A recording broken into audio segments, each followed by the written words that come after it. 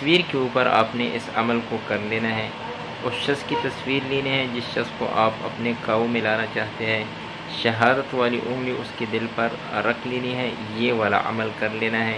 نہ کچھ کھلانے کی ضرورت ہے، نہ کچھ پلانے کی ضرورت ہے، نہ ہی اس شخص کے پاس جانے کی ضرورت ہے، صرف اس شخص کی تصویر ہونی چاہیے، اس کی تصویر پر آپ نے یہ عمل کر لینا ہے۔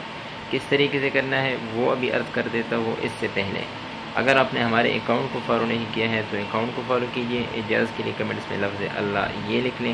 خصوصی اجازت ان کے لیے ہے جو اس ویڈیو کو لائک کریں، اکاؤنٹ کو فالو کریں، ویڈیو اپنے دوستوں کے ساتھ شیئر بھی کریں۔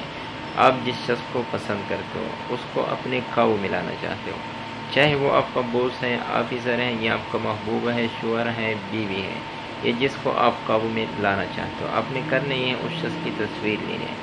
یہ عمل آپ صرف جائز کاموں تک استعمال کریں، ناجائز کے لیے اس کی بالکل اجازت نہیں ہے۔